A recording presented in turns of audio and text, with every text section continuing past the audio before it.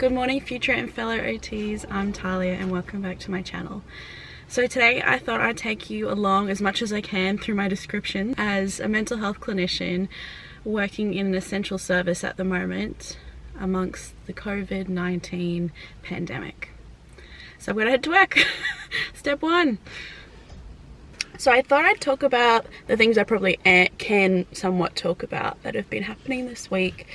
Most days we're having quite intense, stressful for me, and I'm pretty sure it's stressful for other people as well from what they say, meetings about what's going on, because the changes to our service and the changes to Australia, the world, our state and everything are just changing all the time.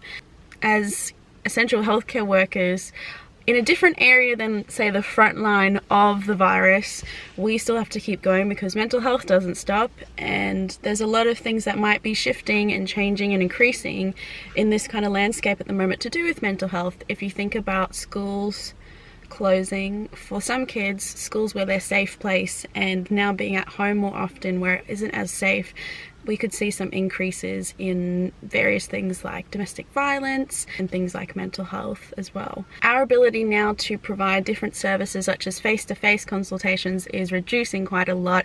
So our ability to provide our typical services and approaches to healthcare, mental health treatment have been reduced at the moment. So we're having to make quite tough decisions and really getting specific on our referral criteria and having to get a bit more stricter on what our referral criteria is due to our limited capacity in our new reality to provide services.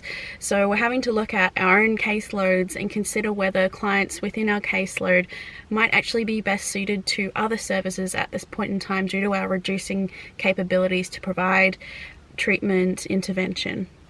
So that's a really tough situation and tough conversations we're going to be having with families in the near future that I'm worried about having, and worried about the implications of those conversations as well for the families and the young people I work with.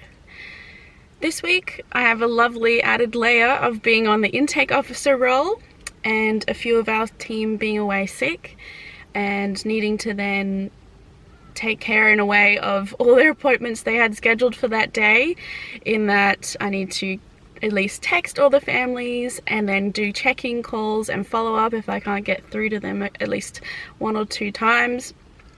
And so I have a very growing list of all the families each day as people continue to be away that I need to keep calling to check in with and assess risk, see how they're going, if they need to see another clinician or have a session over the phone depending on how they're going, how their family's going, as well as taking in new referrals and having tough conversations around what our new referral guidelines are within this ever-changing time, and in which referrals we're accepting at the moment and which we're having to refer on, as well as trying to book reschedule appointments and have that big discussion about when we're not trying to do face-to-face at the moment, we're trying to look into more telehealth options, phone call situations. Are you okay with that? Do you have the technology to be able to do that with us? And then looking after my own caseload. So it's been, so far, look, I've gotten through each day, and it's been a bit tough, but that's just the realities that we're facing at the moment, and it doesn't look like we're going to be shutting down anytime soon unless one of us gets sick and we have to isolate or something, because mental health doesn't stop. So there's different talks at the moment and nothing has started, just ideas of how they might separate us or move us to different little teams, mini teams, to try and stop the spread if one of us does get sick, so that our service can still keep running and looking out for young people with severe and complex mental health difficulties. So we're not going anywhere. So yeah, sounds like unless we get sick, we're just going to be coming to work for forever. And to be honest, that's quite stressful with having a severe asthma background. And if I get this, I'm not sure how I'll end up experiencing symptoms. so probably maybe more moderate, severe rather than mild. I mean, I can only hope if I end up getting the virus it would be mild, but I obviously can't predict the future. But to be honest, I'm quite worried. So that's where I'm at, and that's not unknown to my team that I am worried and that we're all worried, because it's quite understandable now when I talk to my young people and they're saying they're really anxious. Well, what's going on? What's happening for you? Why do you think you'll be feeling more anxious? Oh, COVID-19. I don't want to go to school, get the virus, then bring that home and give that to my elderly carer, or give that to my grandparents, or give that to someone who's more vulnerable, or if they have chronic health conditions themselves, the young people, what that might mean for them as well if they get it. And I'm like, you know what, I can't really, you know, talk you out of that, because that is a possibility. And yeah. So it's very stressful for all of us, and coming to work, we don't know what we're going to expect each day, and everything keeps changing, and that's uncertainty is what breeds anxiety, I guess. So yep, it is Thursday. We've made it through Monday, Tuesday, Wednesday, 2 more days to go this week, and I have no idea what lies ahead of me today, who's going to be away. I definitely know there's still a number of people I need to call and check in with, appointments that were cancelled yesterday and the day before, and need to cancel some more appointments today. I need to book in some phone call assessment appointments.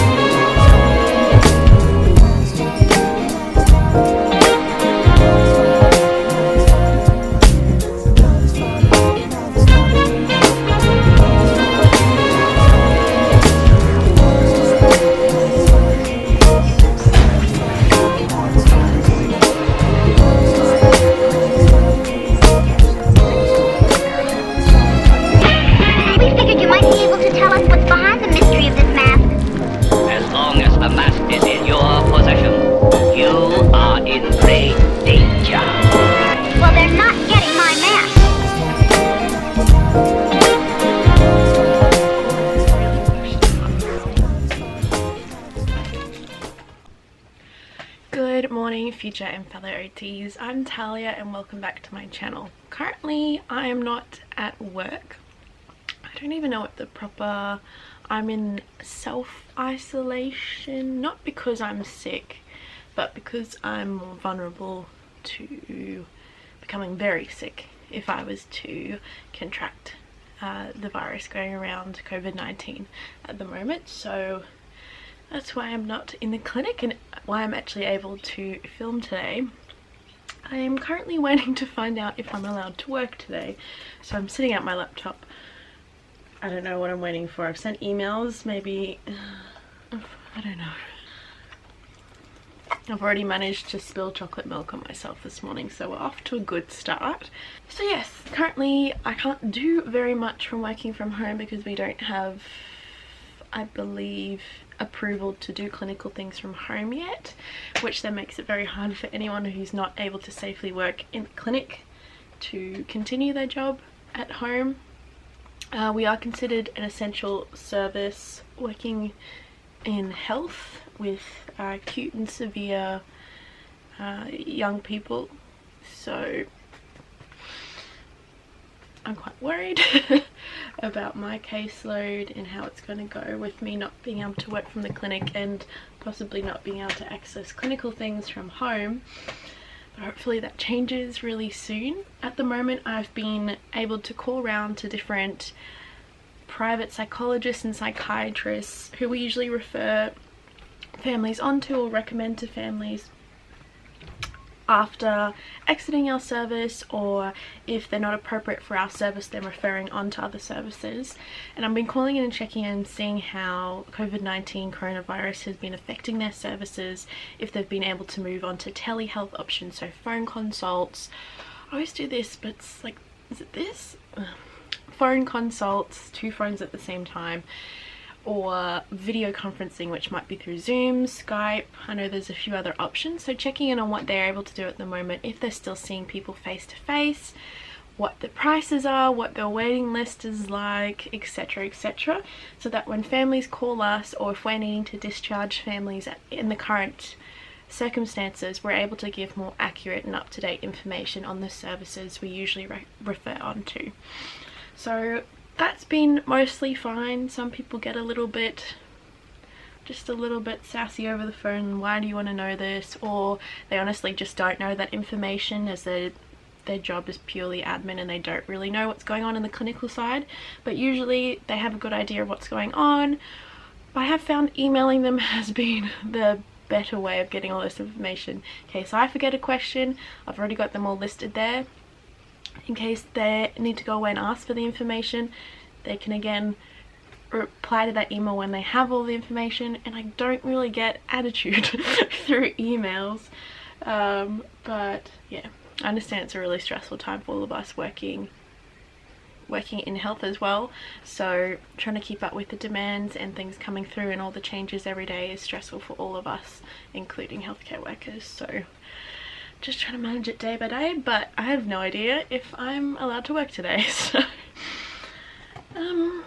yes, but I have been, while I wait to find out, looking through some of our OT and mental health Facebook groups, which are awesome if you aren't a part of them already. I definitely recommend them. I think I found this resource I'm about to talk about in, is it Mental Health for OT? I just closed it. I don't know why I just closed it.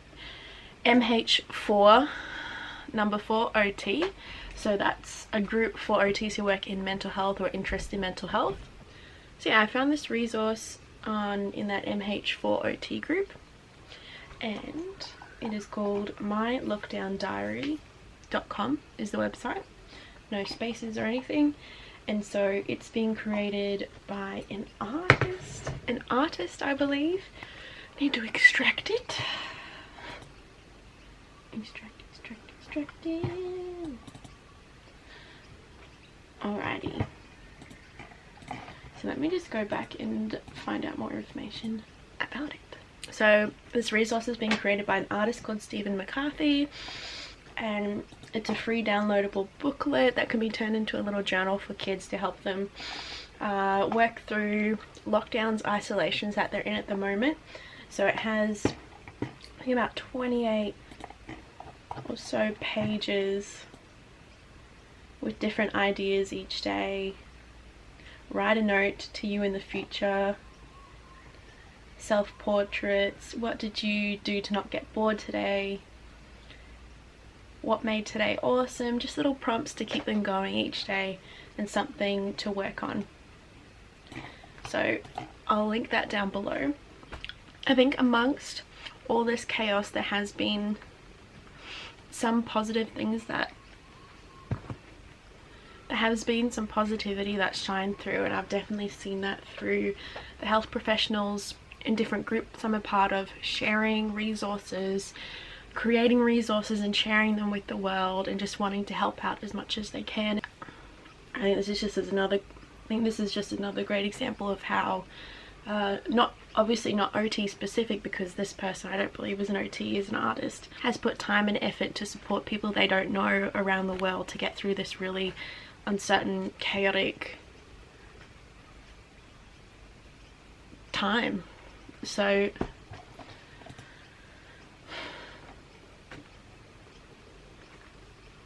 and I've seen a lot of OTs do really similar things and put out different resources that they normally charge for, create unique resources for this time and post them free for other therapists, families to access as well. So that's been really wonderful to see.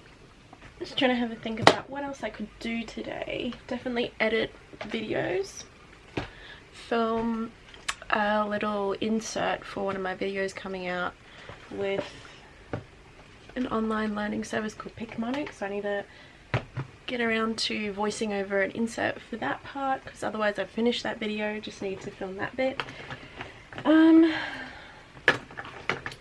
have a stack of books in front of me I can read as well, so definitely could be doing that today. I know you guys aren't here for makeup, but it is something that is meaningful to me.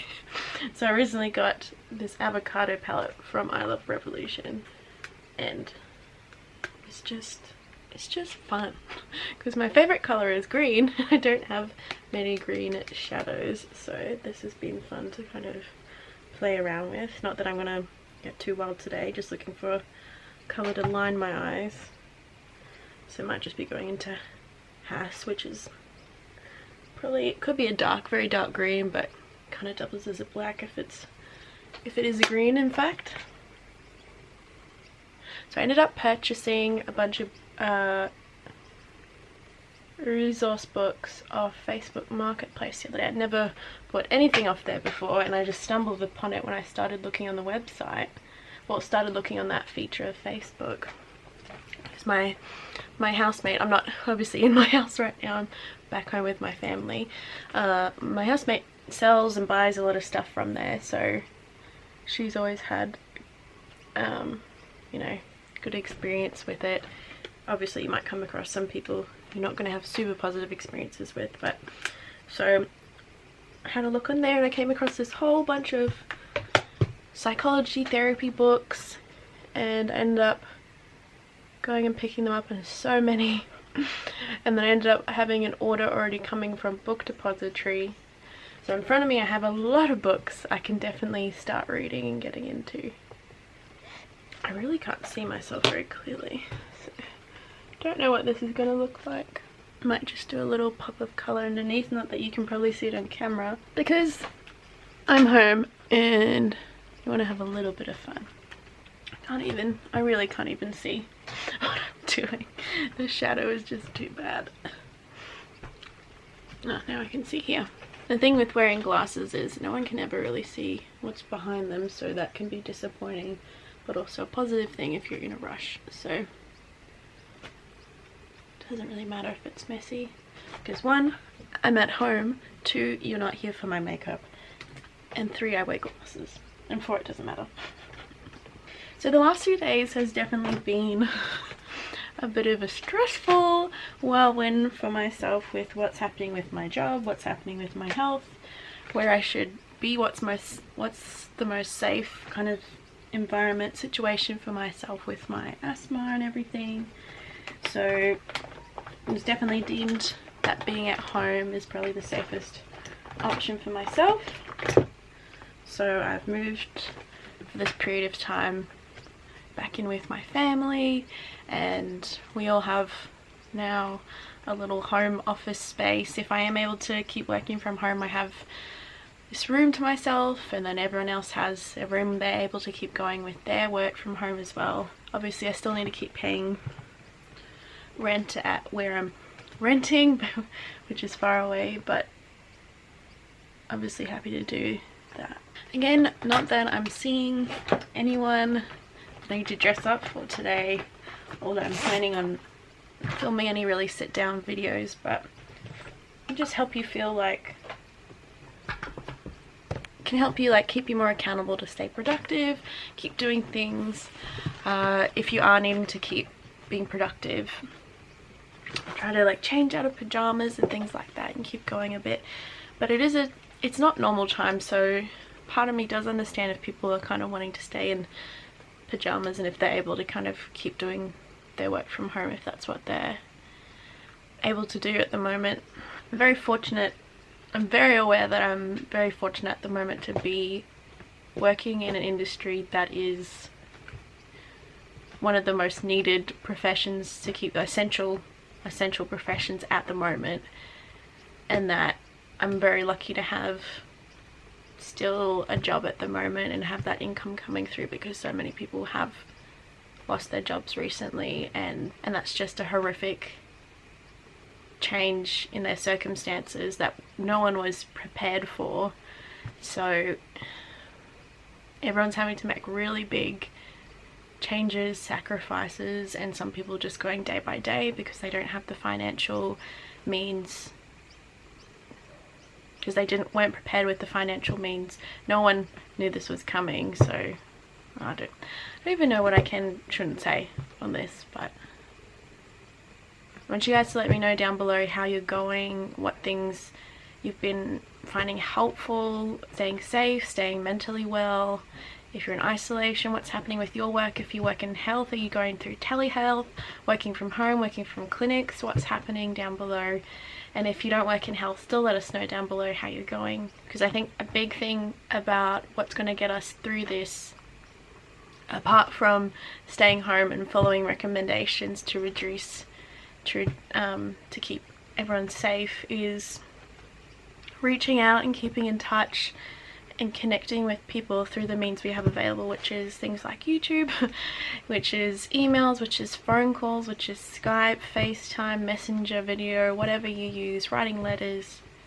But just keeping in touch and reaching out to people, even people you haven't spoken to in a while. Think about reaching out to them. I know I have a list in my mind that I need to get to.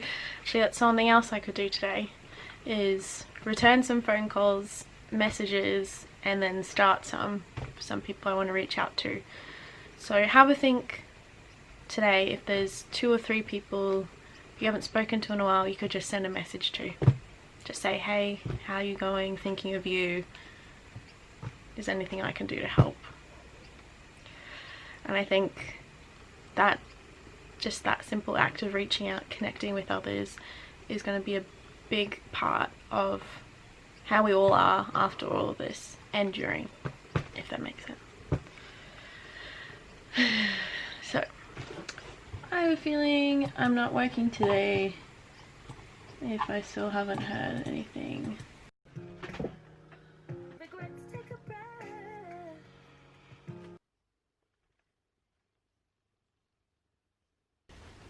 Like so many of us, recently I've been feeling extremely stressed and overwhelmed by everything happening, and everything happening around us, and happening more contextually in my own life. And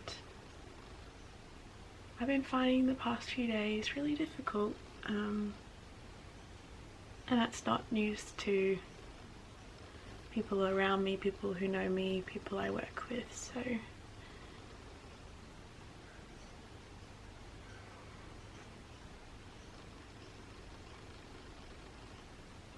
I found it really difficult. I've been finding it really difficult transitioning to so suddenly and quickly, unexpectedly moving into isolation, and now having to indefinitely work from home, and therefore having my entire clinical caseload taken off of me, in that I am now needing to hand over or discharge all of my young people and families, and not see them ever again, which may not seem like a big deal to some people, most people, all people, but apparently it's really a big deal to me. And every time I talk about it, I get really upset. And I know it's nothing I could have prevented or controlled or changed anyway, because we didn't know that all these things were going to happen, and that all these events that kind of cascaded and led to me having to quite suddenly be advised to just work from home from now on. And this means you're not able to do direct clinical work with my caseload, and now having to, I feel like, pester other people on my team to follow up with my families whilst I can't. and then now having to plan my final conversation over the phone with all of the families that I've worked with, some for a short amount of time, some for months and months, getting close to for a while, and it's really upsetting. Like so many of the changes we're all going through, people losing their jobs, losing family members, losing just general stability, security, and what they thought was a safe, consistent future is just kind of being ripped out from underneath us. It's all really understandably upsetting, distressing, disorientating, overwhelming. All these sudden changes has really been impacting my well-being, my mental health, my physical health. I've just been feeling really stressed. Very intense headaches every day, just feeling really nauseous, not being able to sleep. And I'm not unique or special in that way. I'm sure a lot of us before this and right now are experiencing very similar, lesser or more serious experiences than what I'm describing here, so I'm not looking for sympathy at all. More that I'm trying to share that we're in this together and that we're all going through similar things at the moment, and that we all have at least a shared understanding of the major impact everything going on in the world at the moment is having on each of us in different ways, but it's happening on us. So I'm not sure what day I'm now up to working from home. We're not set up to work from home, so there's been a lot of barriers so far to even do any of my work, but slowly things have been being approved and I've been getting access to things that allow me to do parts of my role and to even consider how I'll be discharging or handing over my caseload of clients. So only a few days in. It's not the worst thing in the world, but it definitely has been a steep mountain of stress. I know it's supposed to be a steep learning curve, but adjustment period, a steep adjustment hill. A steep adjustment hill. You know what I mean. Oh my god. Working from home, back in my childhood bedroom where I first started making videos. Hopefully me sharing my experience will allow us to see all the common experiences we're having during this period of just uncertainty and disruption. That's all for now, I think.